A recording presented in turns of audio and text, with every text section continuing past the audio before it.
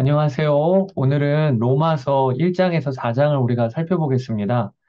사도 바울은 선교 여행을 시작하면서 제국의 심장부인 로마에 가서 복음을 전하고픈 소원이 이미 오래전부터 있었습니다. 그러나 몇 차례 로마행으로 가는 길이 막혔던 것 같습니다. 그래서 바울은 먼저는 로마에 있는 성도들에게 편지를 써서 그들의 안부를 묻고 편지로나마 관계를 맺기로 결심을 하였습니다.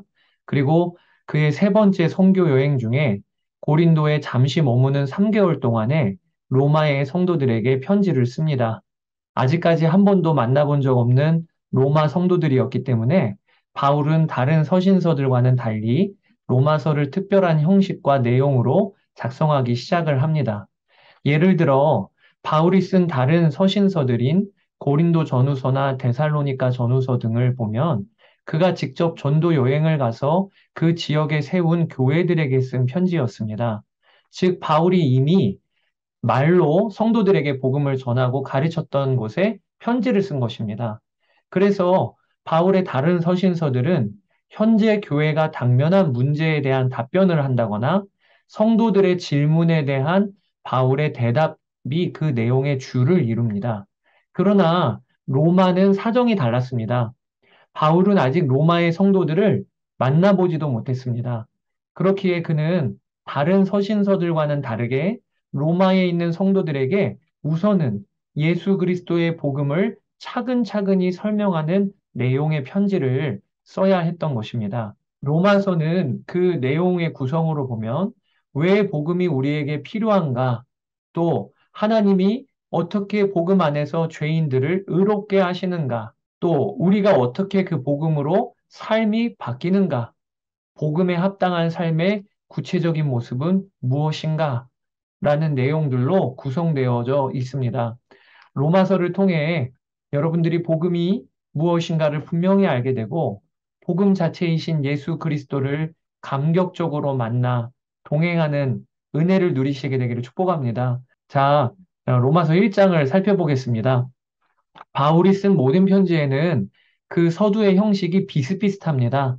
바울은 우선 편지에 발신자인 자기를 소개하고 이 편지를 받는 수신자들에게 하나님의 은혜와 평강이 있기를 원한다라는 정중한 인사로 편지들을 시작했습니다. 그렇게 인사하는 부분이 다른 서신서들은요, 두세 절 안에 다 맞춰집니다.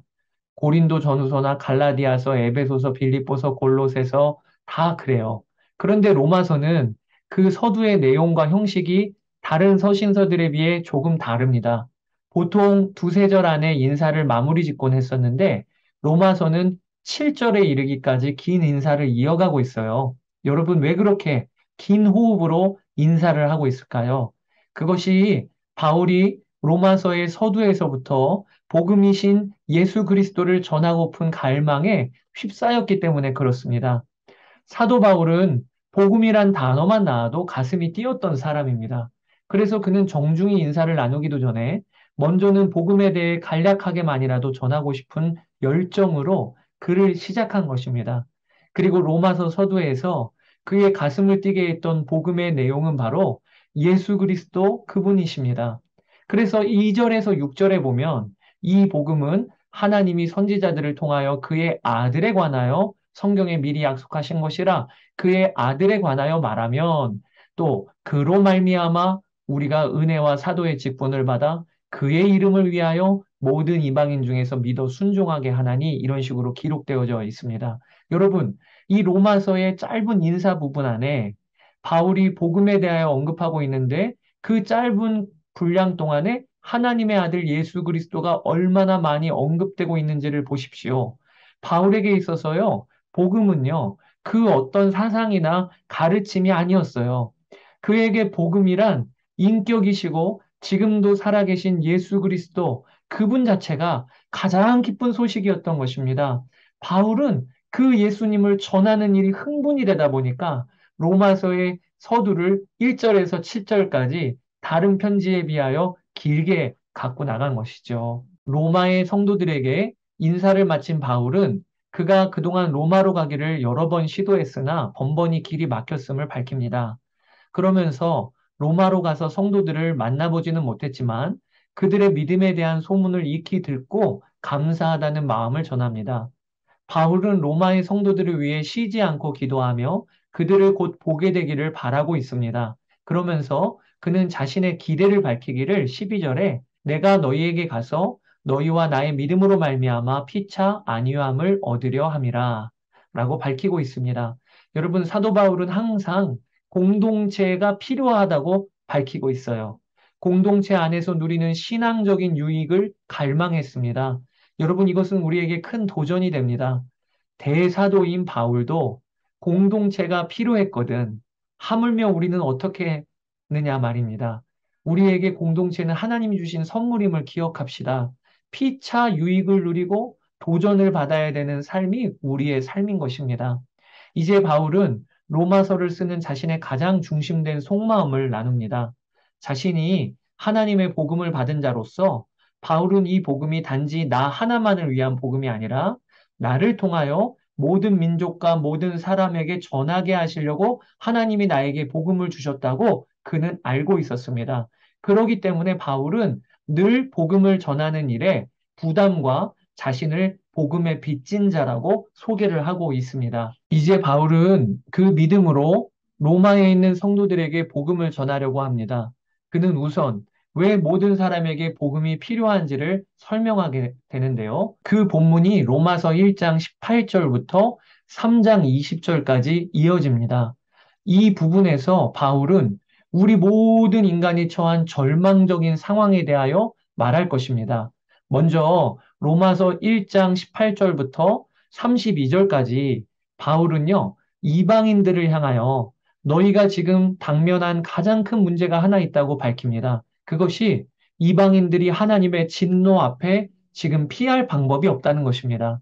하나님은 지금 진노하고 계십니다. 왜냐하면 하나님을 모르는 이방인들이 불의와 불경건으로 진리를 가리고 있기 때문입니다. 여러분, 일본이 독도를 우리 땅이라고 우기면 우리는 대한민국 국민으로서 분노하지요. 왜냐하면 그들이 진리를 가리고 왜곡하고 있기 때문입니다. 하나님도 마찬가지이십니다.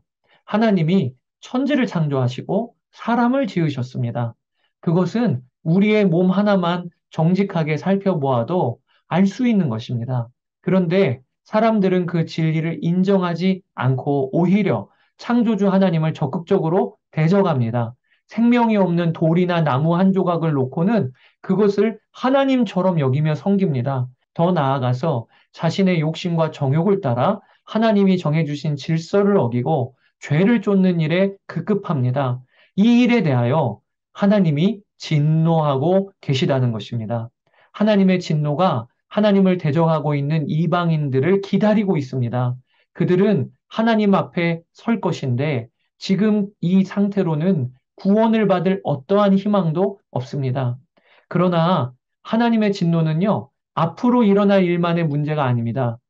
오늘 본문에 참 중요한 것이 하나님의 진노는 이미 하나님을 대적하고 있는 이방인들에게 지금도 임하고 있다는 것입니다. 바울은 이미 임하고 있는 하나님의 진노가 무엇인지를 밝히는데 그것이 바로 그냥 내버려 두시는 것입니다.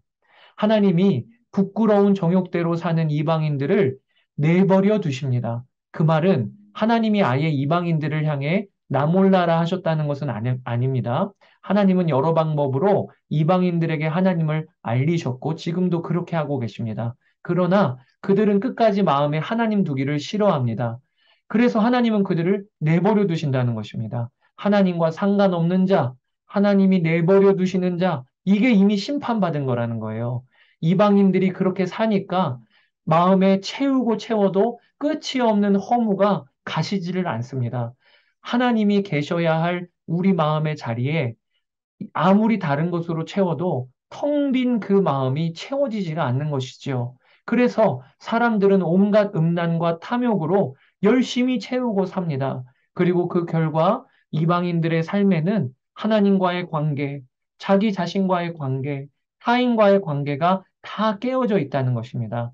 이렇게 불의와 불경건으로 사는 이방인들은 지금 하나님의 진노 아래 놓여져 있습니다. 그것을 피할 방법이 없다는 것입니다. 여러분, 바울이 이렇게 이방인들을 향한 말씀을 전할 때 그 말씀을 듣는 유대인들은 어떤 마음이 들었을까요? 아마 그들은요, 맞아. 이방인들은 정말 소망이 없는 자들이야. 저들이 행하는 악하고 음란한 짓을 좀 봐. 저들의 결국은 지옥이야. 이렇게 생각하지 않았을까요? 그런데 바울은요, 이어지는 로마서 2장에서 이번에는 유대인들을 향해 진리의 칼끝을 돌리고 있는 것입니다. 바울이 너희들은 어떨 것 같으냐? 이 유대인들아. 하나님의 진노에서 너희들은 예외일 것 같으냐? 이게 로마서 2장 전체의 내용입니다. 로마서 2장은 이렇게 시작합니다.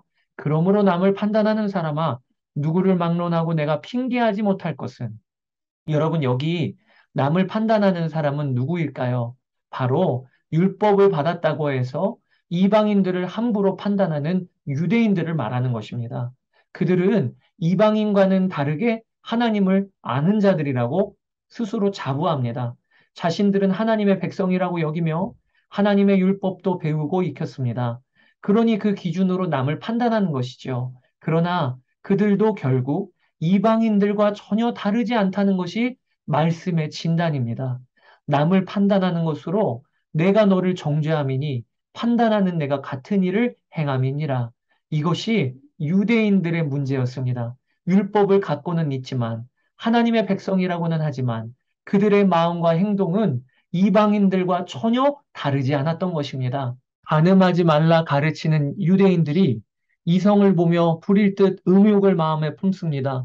예수님은 그것이 이미 가늠한 것이라고 하셨어요. 살인하지 말라 가르치는 유대인들이 형제를 보면서 정죄와 분노를 마음에 품습니다. 예수님은 그것이 바로 이미 살인한 것이라고 하셨어요.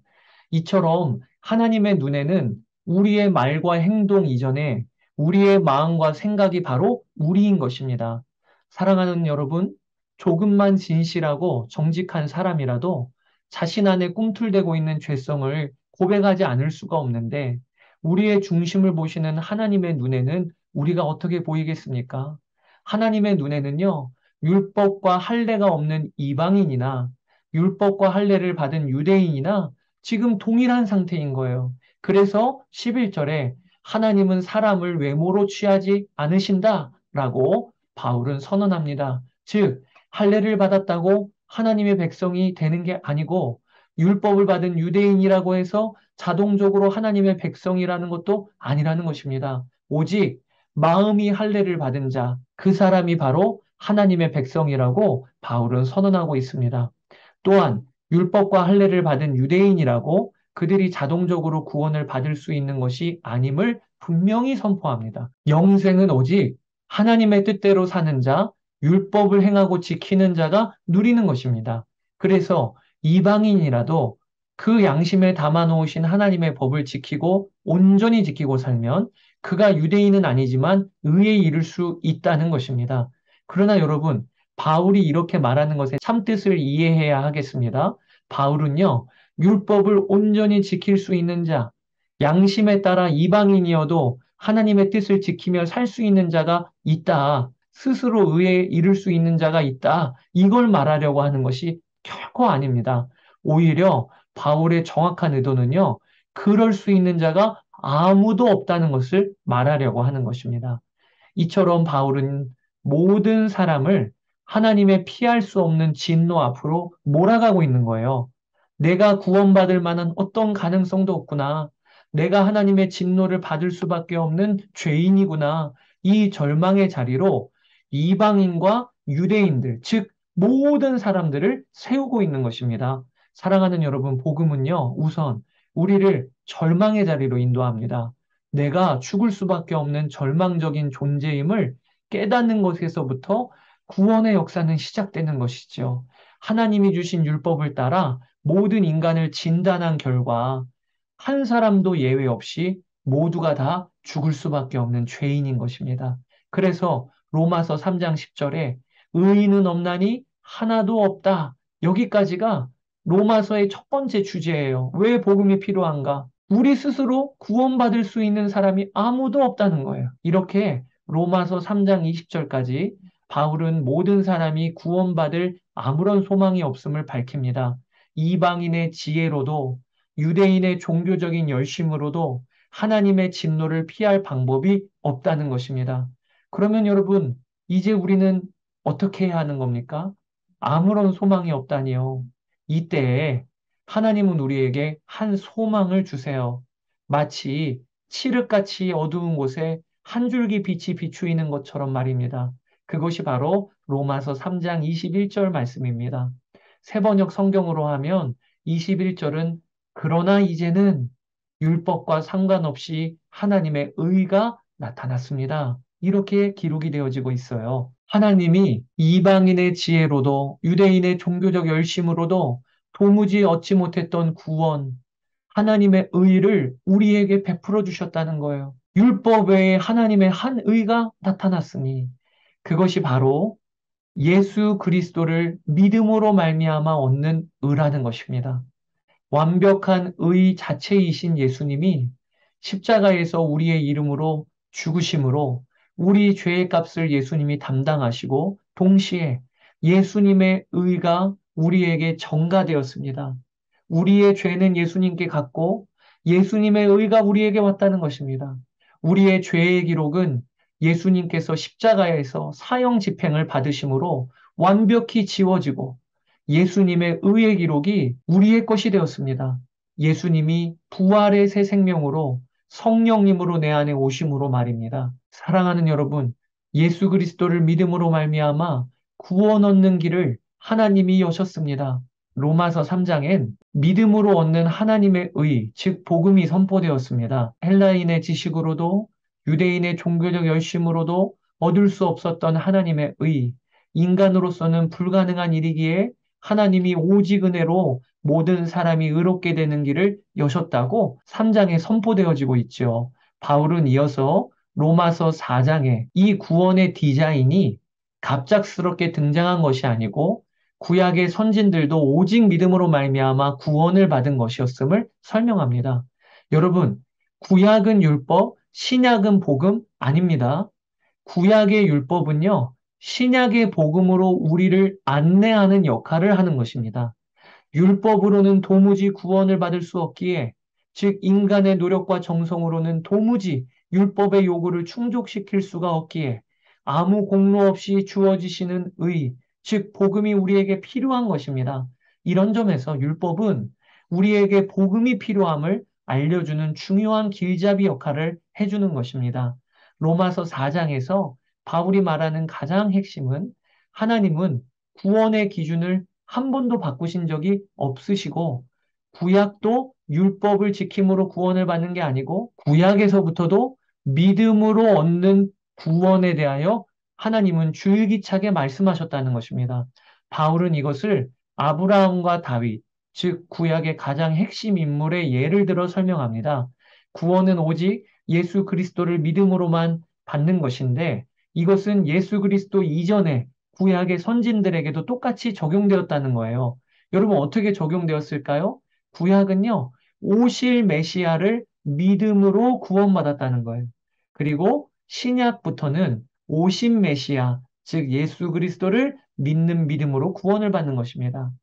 그 대표적인 예가 아브라함이었고요. 다윗이었다는 거예요. 그들은 믿음으로 말미암아 의롭다함을 여김을 받았습니다. 여러분, 하나님의 구원 계획은 오직 예수 그리스도이십니다. 오직 은혜, 오직 믿음. 이것이 로마서 4장이 증거하고 있는 말씀입니다. 자, 여러분 여기까지 설명을 드렸는데요. 로마서 1장에서 4장을 차근히 읽어보시기를 바랍니다. 자, 다음 장에서 뵙도록 하겠습니다. 감사합니다.